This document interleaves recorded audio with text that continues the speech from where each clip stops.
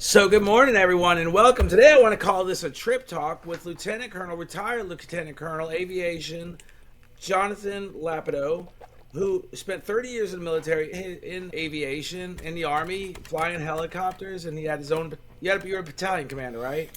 No, I wasn't a battalion commander. I was the counter drug task force commander. That was my highest level command.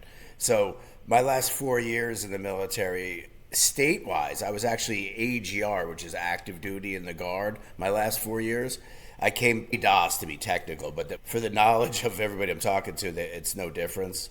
But I just came back and, as an aviation officer, ran aviation and also intel analytics regarding counter drug, whether fentanyl, work with the local, state, police, and even the feds to provide analysts, to help with the investigations, and also fly around their agents and allow them to watch counter drug deals.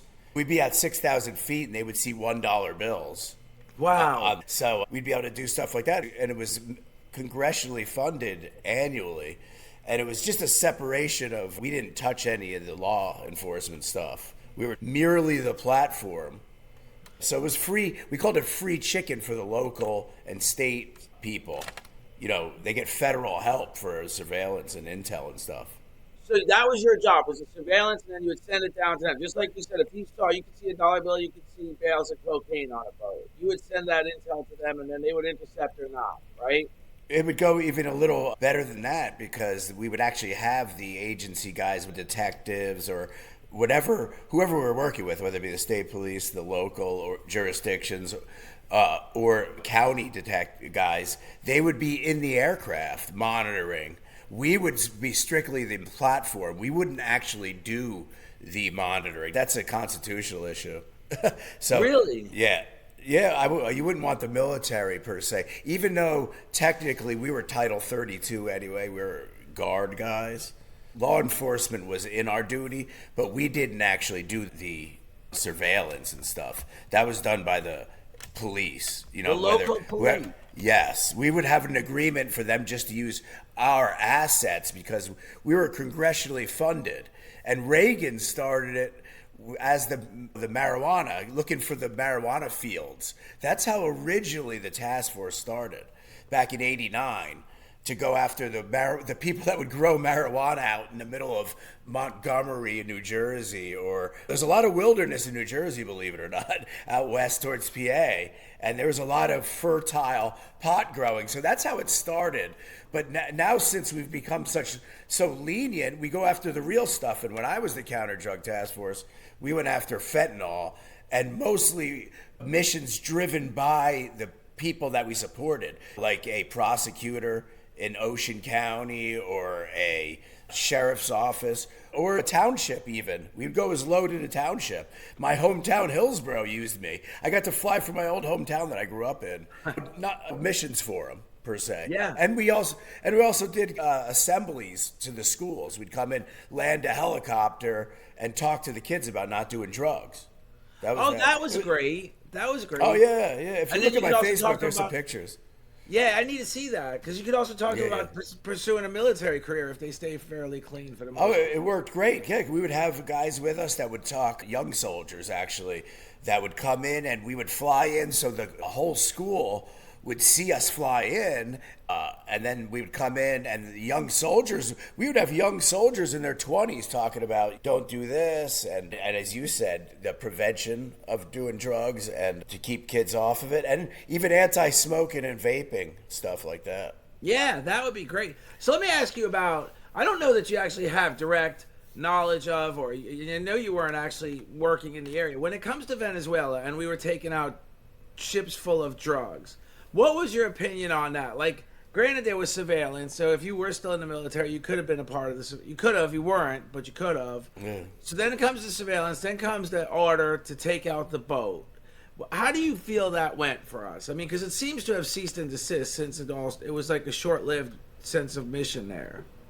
Are you talking about the actual taking out the drug boats where they killed them, or are you talking about where they just commandeer oil tankers. No, I'm talking about right now because we're on the subject of drug boats, essentially, or drug surveillance. Yeah. Talking about Venezuela and the drug boats we took out. Because according to Rand Paul, Venezuela does not produce fentanyl. These smaller boats would take, you'd have to refuel them 11 times to get to Florida. And on went the debate. But the actual action that was taken was we fired drone missiles at them and we took them out. Did that mitigate the problem? I don't know if it mitigated a problem or it just proved it's sort of done as a way to not have what's the word for it, to make sure others don't do it. It's sort of like dad beating you up so you don't do anything in the future. You could come up with legality in the executive branch pretty easily. You could easily say that fentanyl is an imminent threat to our community, which it is. But basically with the stats and stuff and people dying, fentanyl is an imminent threat. So if you could prove Venezuela is moving fentanyl, then you could prove that I'm just talking as a legislative branch here, of justification of targeted shots like that on a bad guy. Because generally it's not a military action. You really can't, no due process. You can't take somebody out. But it's a different world nowadays, and they made a proof that it's an imminent threat. Now, what you said is a good point. Can you connect fentanyl to Venezuela? Because we know fentanyl is a China thing. Right. So, China. Yes, good point. Most people aren't as observant as you, Trippy, so our leadership could say drugs and we're doing the job instead of what Pete and Donald, and I'm first name basis trying to be funny here, but what they're trying to do, they're trying to say don't run drugs in the Western Hemisphere. Right. Yeah. And we're they going to kill you if you do. Said that. And then, like you said, as far as illegal, I don't think there'll ever be any legal ramifications. I don't think I'll see Pete Hegseth ever in jail or Donald Trump because, like you said, there's 19 different arguments, and one is it could be considered an imminent threat. Exactly. And the legislative branch, when it comes to duties that are in the purview of them, which is basically everything, unless you're being negligent, right? Unless you're being malicious or like Obama did with Russiagate. But everything is in the executive branch's purview. So then you just have to prove, was it legal? And then they could always justify that it's an imminent threat to our community because people have been dying by fentanyl. And then the counter argument would be, yes, but Venezuela per se isn't really a fentanyl dealer, but the conflation of drugs and fentanyl and cocaine will work on the public and the courts and everything else. Yeah, it'll work. And there's no, I'm just thinking because they stopped. So did the boat stop or did the U.S. stop? That's always been my question. Do you think good question. And any answer I would give would be speculation. And mine too. I just thinking out loud is that, did we really solve a problem? Did we cut a snake off at the head? And then comes the fact that when you think of prosecution, because I know what I keep telling Democrats is be careful what you wish for. You may just get it. I mean, if we have a Gavin Newsom, Andrea Ocasio-Cortez presidency in the next 4 years, we're going to literally lose a lot of credibility and ultimately wind up with even a bigger, more conservative, probably more well-spoken president than Donald Trump. So my question is, how much do we pursue of his actions when, in fact, even the Supreme Court said the president has to be bold in his actions in a certain ruling, that Justice Roberts wrote the ruling? I mean, do we just drop the argument and carry on with, would you ever support a Democrat at some point? Well, let's break that down. The first thing you said was all facts. You were basically being declarative, and you're correct.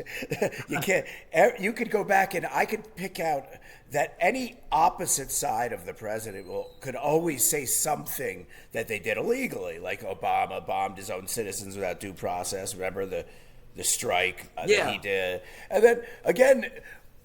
But it could be never like we said, with an executive, and it was affirmed, as you just said, in the Supreme Court, again, with Donald Trump. Even if people say Donald Trump made the Supreme Court say he had immunity, no, they just affirmed what every president has.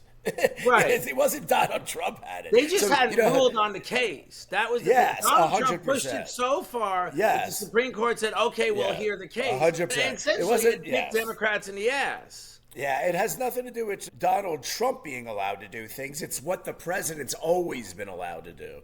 And it's not allowed. It's just that the executive branch is anything that they do in conjunction with their official duties is legal because everybody expects somebody to make hard decisions. And when you have to calculate, hey, if I bomb here, oh shoot, I made the wrong one. You're not being malicious per se in real life. You just made a wrong choice. So there's our founders and our law has given our chief executive, especially the commander-in-chief of the military, a good latitude to make wrong decisions, but still with not being malicious. You understand what I'm saying? Good intentions, but a wrong decision. Or else you could never have leadership. That's why you have executive privilege. That's why you have, if a president, John Smith, is in a meeting with his cabinet and he says, and they're going over plans for a nuclear holocaust, and he says, well, what city do we prioritize? And he prioritizes New York City over Cincinnati. And now, if that meeting gets out without executive privilege, Cincinnati could be like, hey, the president wanted us all to die of nuclear warfare, right? So you can never get into prosecuting presidents for things because their official duties are a lot of hard decisions that piss off everybody. So, yeah, it comes down to what you said. And because they hate Trump, they actually went and sued, but they already knew that he was within his rights. Trump hasn't by far pushed presidential, authority the furthest. I would say that's an argument in and of itself right there. If he's tried to pull executive power further than anyone. I mean, a lot of people tried to use Biden. Biden spied on people directly, and he went to companies and violated their First Amendment by telling the FBI going right to Facebook and censoring them. That's the biggest abuse of power I've ever seen, and forcing jabs basically. You can't get a worse executive slap than that, and he got it immediately by the Supreme Court, Biden, but the problem is people went and already got shots and everything. So you can't. He abused executive power. Him, and not really him, because he was either retarded and or sick. So it was his group that he put in, whatever his far left cabinet and group, that because he was so unaware pushed the things they did. But Trump nailing boats I think that's no different than Obama nailing somebody in Syria or Bush nailing an ISIS guy in Iraq. Yeah, it's all the same shit. They're all doing the same shit. So that's the whole hypocrisy thing, right? Like you were saying about Biden, I think you were saying about COVID, right? About insisting, about making it. Like you literally couldn't be in the military if you didn't get your COVID shot. Yeah. You were literally he's a disgrace. Biden, and again, if it was him, then he's a real disgrace. But we don't, I mean, there is speculation it was him. He was definitely, I think his cognitive awareness faltered more towards the end of his term than during the beginning. And COVID was very much during the beginning of his term. So I'm sure that was his decision, as far as I can tell from the timelines. But my point is somehow, some point in time, America has to come back together somewhere near the middle, somewhere near some sort of, right now what we've got, and just keep bashing Trump and keep bashing him to the point where everything he does, we're waiting. There's Democrats, not me at all, waiting for the day when we prosecute him, when we arrest him, when we see him in handcuffs, when we see him in jail. That won't come. But what would you suggest to Democrats they do differently to engage some Republicans? Is really my question. Well, it's a two-prong, because some of them have good intentions, okay, but they're getting really manipulated by the media. So you know how Trump's been battling the media. They frame stories depending on somebody's race. They divide by race. A lot of different stuff on the media that just inherently divides people, that make them go to their collective group and defend it. Same thing with, and then collective groups is, that's where it fits into what you just said. Anything Trump says, I have to think differently, even if facts are presented correctly, and going the other way. Anything that a Democrat says, if somebody is blank on the right, it doesn't matter. If he says 2 + 2 is 4, it doesn't matter. So until you get the vitriol from the media has to be more ethical. Well, we've lost control of the media, and I don't think we should have control of the media, but what we really need is control. People need to come to their own real conclusions of what's. I'm not really thrilled with what's going on, but the economy for me isn't that strong. Price of gas is high. I don't believe we necessarily, and I'm going to ask you the question, I don't believe we necessarily needed to go to war with Iran, but that's my question, asking a 30-year military guy, because it's not really right for me to form an opinion. Do you think it was wise for us when, in fact, many presidents have determined it wouldn't be wise to go to war with Iran? Well, and this is where I have two separate courses of answers, and it seems like a sellout, but it's not. My first answer is what because I discuss this with my friends all the time, is if there's a bigger plan to cut off China, to make oil come to us, if there's something they're doing here that's bigger than just Iran, where they're isolating China, getting rid of, making us the oil beneficiary, then I'm all for it if it's with good intentions. If they weren't influenced by Israel, or if they just use that as one factor. There's so many different theories of, you get one group saying it was because of Israel. You get one group saying Trump could do it because he's better than the previous guys that didn't want to do it. He's Trump. So again, Trump's done a lot of good things that I love. So if this is on the up, and Trump is doing this to not keep us bogged down, to cut off China and eventually bring oil down, we're taking a hit now. If everything that we're hearing is the truth, then okay, I buy it. But let's watch. But we can obviously see there's things they didn't expect, which as a military 30-year planner, you never plan anything without knowing things that could domino or as contingencies off of what you've done. And they should have known something if they're being fooled, or if they're waiting on an assumption, like they didn't plan on all facts, then they didn't execute correctly. But maybe they didn't go to war with bad intentions. Now, the second, to answer you the other part of your question, do I think we should have gone to war? If there's any other reasons, ulterior motives, like Israel wanted us to go, only that if it was driven by Israel, if he went totally to just, I'm going to show them, and there was no tactical end state and no operational end state, I'm totally against it. So that sounded like a safe answer, but that's the way you're supposed to be when you plan strategic level shit. Right. So and that's the question is, was Trump led by the nose by Netanyahu? Yeah. That's been the question. And it remains to be answered. Just like you said, we don't know the answer. We don't know what's in it for the U.S. I've argued the point that we are doing all the heavy lifting. And then somebody said, well, the intelligence is coming from Israel. Well, thank you for the intelligence. But the fact of the matter is the bombs and the planes and the naval ships are coming from us. And the fact of the matter is, and I've been making this argument for the longest time, we are in debt because we've been in war so much the last 50 years. It has nothing to do with social programs.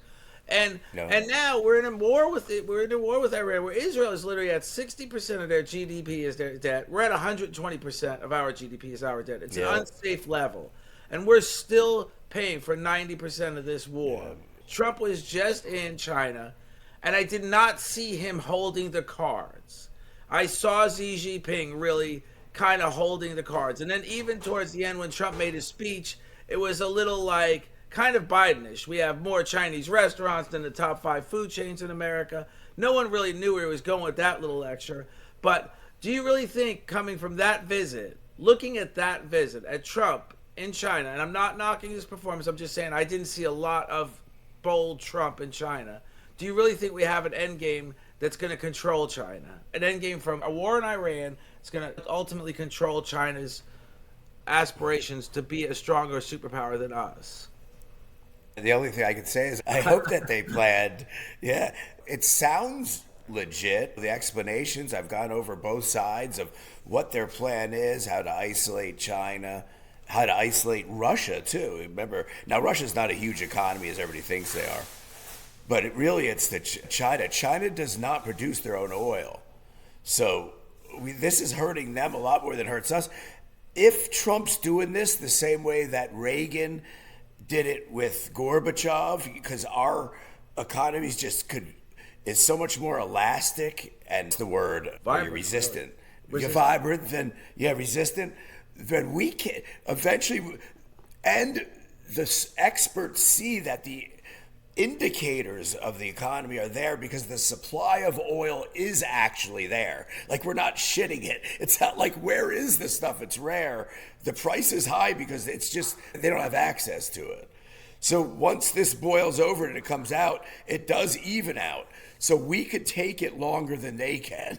And I think that's basically how it's a siege. It's a modern version of an old time siege. Once Iran breaks, China will break, and then we'll have everything and all the oil. And we hope that's the end game, right? We hope. Because when you say what's been presented to us is that sort of end game, I really feel like that presentation has only been presented to us by Pete Hegseth. I haven't heard the president present his vision of the Iran war and what the windup will be.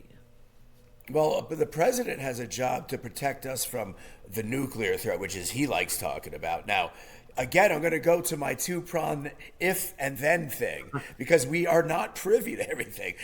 So we're always speculating.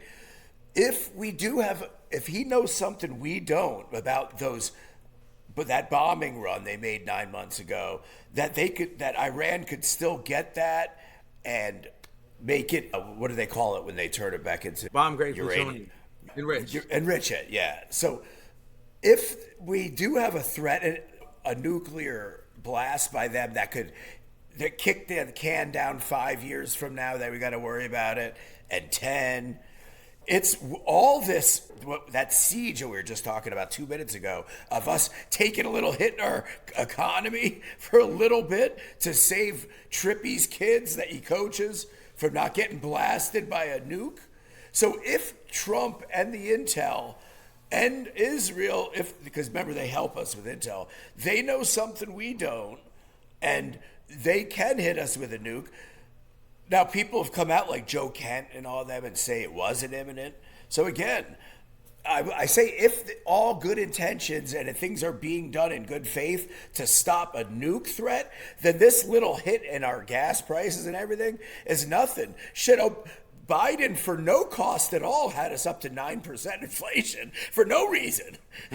So at least this one, hey, if we're getting rid of a nuke that could hit Trippy's kids he coaches or my nieces, if this is true and he's being truthful, then hey, I'll take it, right? So we have to trust. I trust the guy I elected. I hope. But if it's not, if it's just Israel wanting to take him out, if it's Trump wanting to be cool and hammer him, it's if we want to exercise our military shit for the military-industrial complex, then I don't like it. Because like you said, we're in debt. Israel's in debt. We shouldn't be doing their damn job, you know. Well, Israel is in debt like any other country, but they're not at a dangerous level like us. Yeah. It's essentially they're at a safe level. 60% of your GDP is a very safe level. 120% where we're at this point in time. Yeah. And climbing's not really a safe level. But let's say this. Say there is this preventive, there was this need for this preventive. How preventive do we get? The fact of the matter is that, yes, the nine months ago we did a bomb run with B-2 bombers, and no one doubted the abilities of our pilots. So when Pete Hegseth said, if you're doubting Trump, you're doubting the pilots. Yeah. They were in this cockpit for 32 hours. I got it. I got all the memos on that. I know what our pilots can do and how dedicated they are and how much I love them and hope they come home to their families every day. I didn't need that lecture from Pete Hegseth. Yeah. But The reality is still we have North Korea with nuclear bombs and the ability to put them on warheads, on missiles. We have Pakistan. Yeah. We have India. We have problems. We're really not friendly with China. I mean, if China goes apeshit on Taiwan, that could very well mean we have an issue with nuclear missiles coming at us. So when we talk about the one thing, Iran, which has always been spoken of as the ultimate, even in Bush's tenure, he made it a part of the axis of evil. And so this is the one strike we can talk about. If it is a preventive measure, it's kind of like Democrats say we're going to take guns away from everybody. Well, one, you're not going to nearly take guns away from everyone. Two, you've been beating this point to death for 40 years, just like the Iran point to death has been beaten for 40 years. And you've never made a single valid point on the subject. I've argued that the Democrats dropped the gun thing because it's getting you nowhere.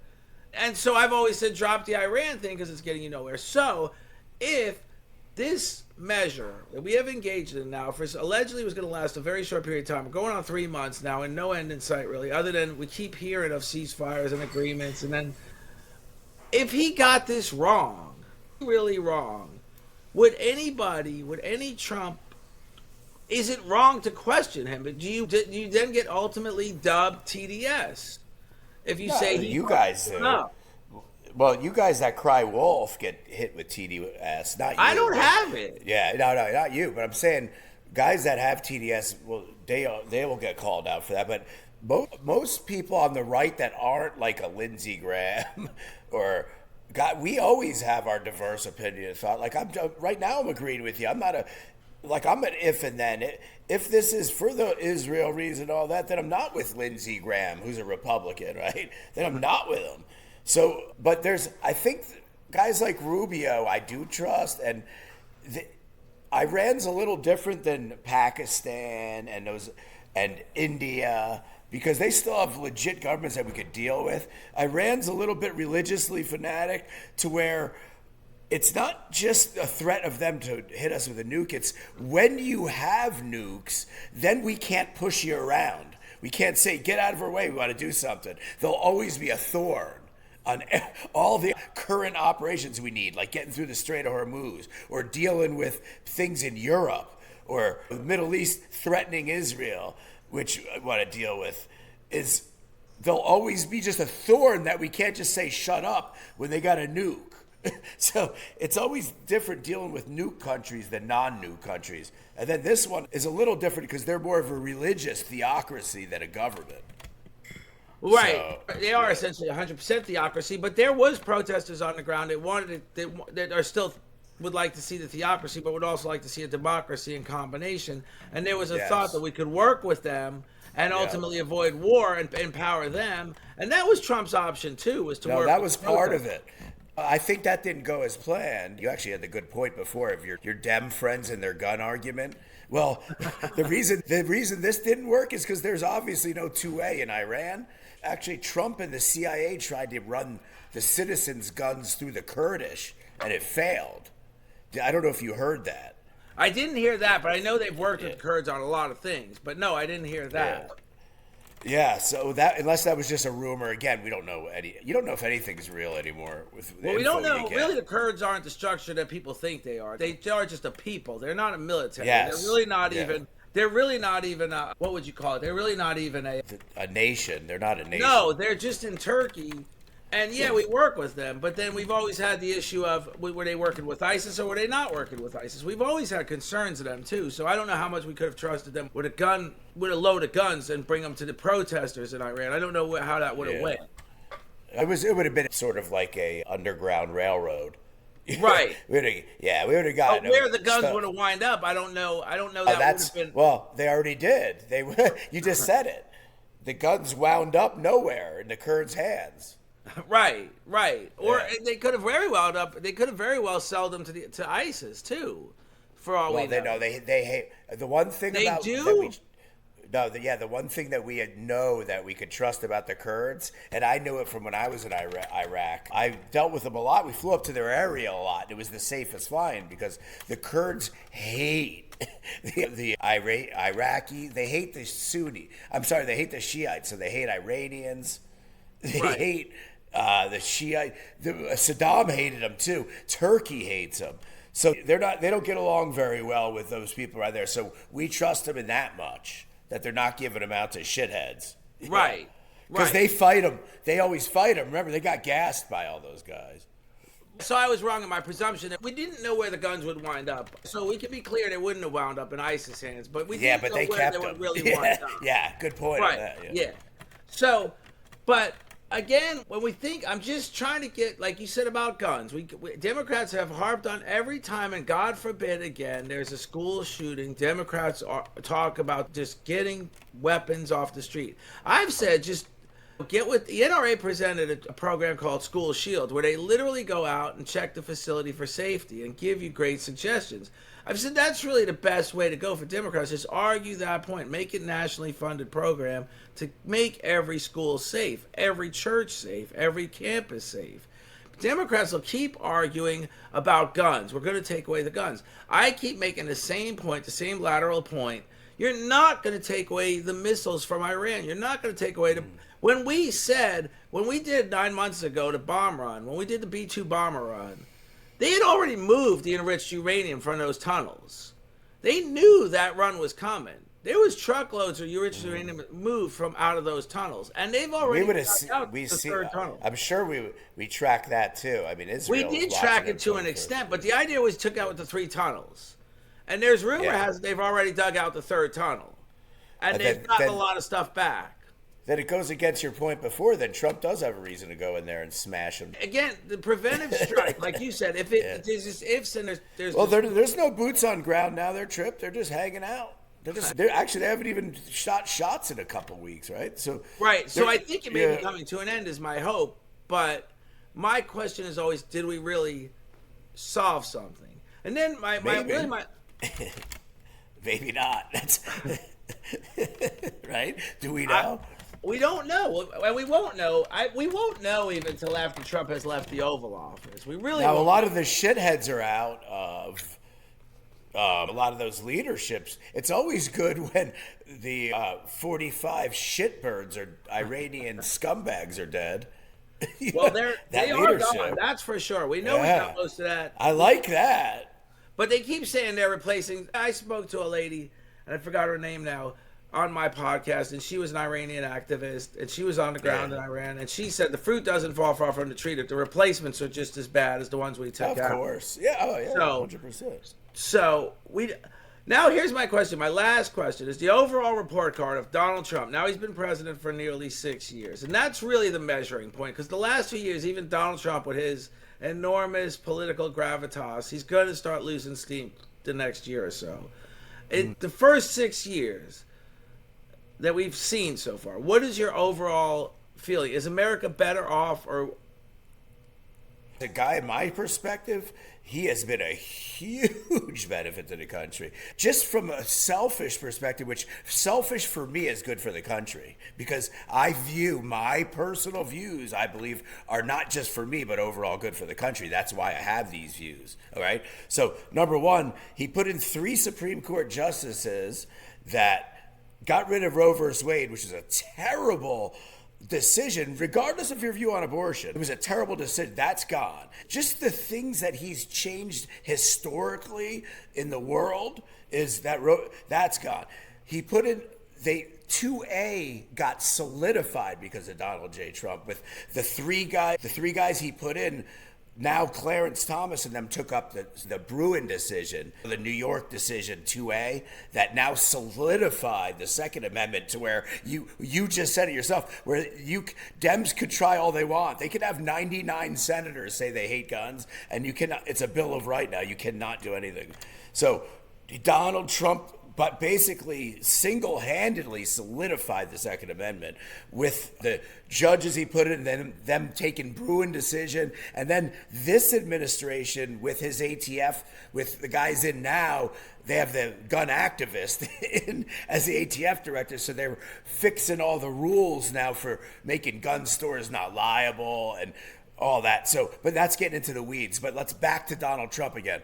So it's a big journey. Remember, 16 through 20 is different than this administration a little too. His first one, there was the Russian collusion thing in retrospect that was going on against him the whole time. So he was having a tough time just doing, and he'd never been president, so he didn't know a lot on his first of how to do. He knew what he wanted to do. He had his ideas. He didn't know how to get it done. Yeah, he didn't know how to get it. So has he done a great job? He had us as a great economy in 18 before they sprung the fake cold on us, the scamdemic. So there's a lot of things that they did where because in 18, our economy was insane compared to the rest of the world. And then in 19, and after the midterms, here comes COVID. So he rebuilt our military in 19, right when I retired. And then and then COVID came around in 20, and they stole the election with the fake ballots, the mail-in ballots, and the blah, blah, blah. And it ended up worse for your side because he got to see exactly what he wanted and calculate what he wanted to do for 4 years. You should have let him win the one he did in 2020, because then you could have just obstructed him the same way you did 16 through 20. Now that you gave him the 4 years to see and Biden to fuck everything up, to see that we were right on everything, and now to investigate collusion, he came back and could stop the border cold. Let me tell you one thing. If a normal president, Bush, Obama, shut the border down to 0 illegal crossings in 1 minute, that would have been a whole accomplishment for a whole 4 years. Trump did it in the first 10 minutes of his presidency. He shut the border down from an invasion of illegal immigrants. So the deportations, I'm all for them. Stomp them. I don't care even how it looks on TV. If you've got in this country, you're illegal, and the ones you're going for are on the first ones are rapists. Go get them, throw them in vans, smash them, get them out of my country. I got no tolerance for them. Get the Muslims out. I love it, 100%. I think most of the hate generated on all of Trump is a lot of media generated, because if you ask a lot of people, besides you, because you come up with specific policy reasons you don't like him, but generally most people don't know why they don't like Trump. They just know, they are told not to like him.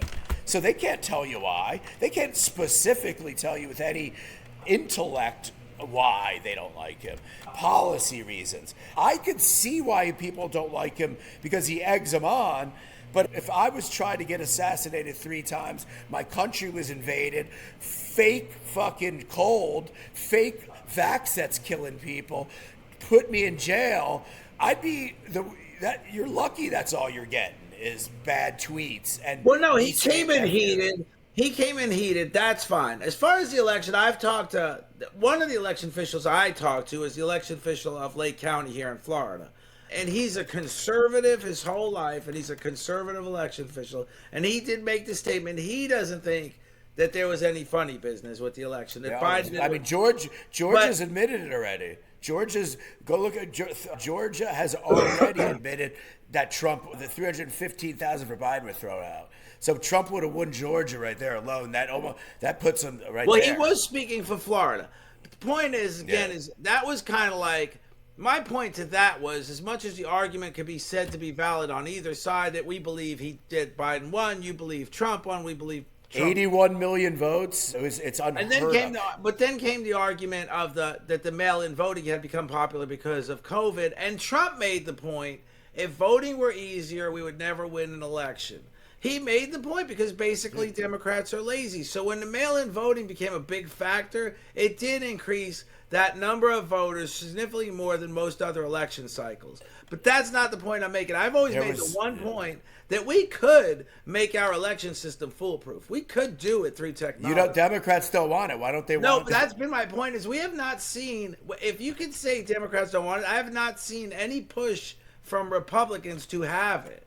I think both sides enjoy the flaws. They're trying to pass the SAVE Act, and this idiot Thune, Republican idiot Senate leader for the Republican, will not where the signatures. So why do we only have to have Republicans? Why can't a Democrat besides Fetterman vote for a fucking signature to vote? That's not very hard. The whole country wants it, and they won't pass it because the Democrats need fraud to win elections. Joe Biden was the biggest fraudulent election in history. He got 81 million votes. Kamala got 68 million, and everybody on earth voted.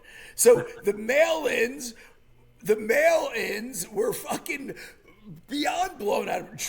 Biden did not win those swing states. He didn't win Georgia. He didn't win Pennsylvania. You saw the mules, the ballots, they just kept delivering. There was fraudulent. They couldn't have oversight because of COVID. Florida was done well. Florida's always done well. But I'm talking the other states. Pennsylvania was the worst one. Georgia, they blew it. Wisconsin, Trump won all those states, or at least half of them. It was all. So when we come down to it, like you said, when you mentioned the swing states, when you look at a presidential election, you've got both Republicans and Democrats are going to get to the point of 240 electoral votes. It's the 7 swing states that'll get you to the 270 you need to get to. And Trump did win all 7 the second cycle. It was not a landslide victory in any of them. There was 2% victories in several of them, but he won. And then so at some point, we have to put to rest the argument that if just for our own sanity, he did come back from losing the election and win. So there's some validity. He won every county. I mean, he won 85% of all U.S. counties. Democrats only win where you could harvest ballots, where there's high populations. That's only place they win, and where there's no signatures. They will not win normal election. Trump, right now, they think so. The blue states that aren't swing states, like Jersey and New York, and those states, Illinois, California, Kamala has about 10 million extra votes from California having illegals vote in their election. Yeah, but you got to realize, keep in mind, the 10 million or 20 million, it only gets her to state. It only gets her to that's the electoral. Exactly, vote. It means that she's the popular vote. Trump won without even and. When you win the popular vote as a Republican, that means you got over all the cheating ballots in LA County, which is bigger than like 10 states alone. So the people wanted Trump. By far, he won 85% of all counties. All those things, he also had all the bellwether things in the 2020 election. He won the 16 bellwether counties. He won Florida and Ohio, which every Republican that wins Florida and Ohio wins every election. So 2020 was an anomaly. There wasn't even 81 million votes to shit out for Biden. Mathematically, for living people. So, I mean, come on. We know he didn't win. Okay, so let's put that one to rest. Let me do this for the wrap up. Can you say? So I know what you said was Trump did the things that you definitely appreciate, which was Roe versus Wade, 100%, solidifying. And believe me, I'm not a pro-life nutto at all. I just think that the decision of Roe versus Wade was beyond the worst jurisprudence I've ever seen. It was so political and bullshit. 9 judges in the Supreme Court declared the whole country a Bill of Rights without going through an amendment, without going through the states, without going through Congress. I mean, automatic Bill of Rights. You can't do. I mean. That's the only reason that had to be fixed. And now the states fix it each and on their own. On their own, right. That's what I was just going to point out. Just for people that don't understand the ruling of Dobbs. Yes. We did not illegalize abortion. We just gave the states the right to regulate 100%, which is perfect because that is the people. That's the people, right. So now you've got a process that's being divided by 50 states, whereas prior to Dobbs, Roe versus Wade said every state had to allow abortion and access to abortion. Yeah. Now, keep in mind that the Roe versus Wade stood for almost 45 years. The conservative movement to overturn it stood the same period of time. So to just give Donald Trump the credit that he nominated 3 judges, well, one died unexpectedly. No. I said, what was the change that? Of course, but that is again an anomaly. You don't generally. Most presidents don't get to a point justices. I agree with you, but my point, you asked me. And I agree with you. I'm just saying, because viewers may get the wrong understanding that a president can just pick and choose. Oh no, 100%. No, yeah, that's he not how it facilitated. Yeah, exactly. He facilitated the change that overall helped this country the most with that and with 2A. So it wasn't because I Now, love I will Trump. present to you one simple fact. When you talk about the New York case, the Dems tried pulling the New York case from the Supreme Court docket because they knew it was a losing battle for them. They knew it was going to cost them dearly. Yeah. But Yeah. the Supreme Court didn't allow the pulling from the docket. So what happened was exactly what you said. The three justices that Trump appointed, along with two others, Daniel Alito and Clarence Thomas, insisted we hear the case. The Democrats knew they fucked up by presenting. 100%. That's So, a tug of war that happens in our society. The same way you guys lost, and the same way the Democrats, Roe versus Wade wouldn't have been looked at if you remember. It's the same parallel of what you're talking about. When New York or California, one of the two states, pulled too hard and said 9 months. We're now killing the baby instead of the 15-week or whatever it was in most states, right? Or in the country, right? So they said, we're going to wait till even at 9 months, we're going to allow abortion. And that's when the Alabama and all the red states, hold up, then okay, we have to go for Roe versus Wade. Now we're making it 6 weeks. So then they got it fighting. And then what happened? Now we'll look at it. When Trump got it. Right. So the Democrats pushed too hard. There was another case which nobody really knows about. It's like Mahmoud versus a certain school district where kids had to listen to the reading of Little Johnny Has Two Daddies. And then the conservatives said, why? Because there's kids that can opt out of singing certain choir songs. How is this not listening, opting out, going to throw the whole school schedule into a tailspin when, in fact, we've got other exceptions readily available for other parts of the school system? And again, the Democrats pushed too hard. They look like idiots in the oral arguments. So we've seen that. We know Democrats aren't very good at the game of politics. But the problem is that my next question really is, and leading up to the kind of winding down, is what can you call out something Trump didn't get right? Well, there's one. Even regardless of my two thought processes on the war, remember I already gave them. I said both sides. If good intention, both sides. But I will definitely acknowledge they did not war game, or a guy like me and my military friends, we have something what's called MDMP. At their level, it's strategic level planning, right? So when you do that, you go through a lot of contingencies. Hey, we're going to do this, we're going to do this because we have good plans. And Hegset's a fantastic squared away guy. I know he's got a good planning mind. And I know they've got good intentions of not to be bogged down. Because remember, that's what they've been running on, never to be bogged down. So I will acknowledge that it's not going as they wanted it to. It may not be totally. They definitely, at a tactical and operational level, have done a fantastic job. If you want to just talk a battlefield level of taking out the enemy and knocking out their navy and their military and their leadership, that was a great job.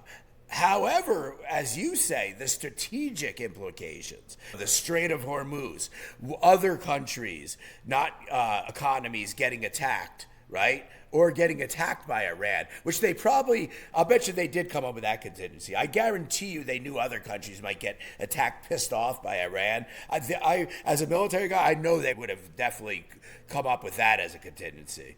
But I don't think they came up with a good plan about the Strait. I think they had to react to it, which I think the blockade was a reaction. And now the blockade will work with good intentions because we could outspend and outweight anybody.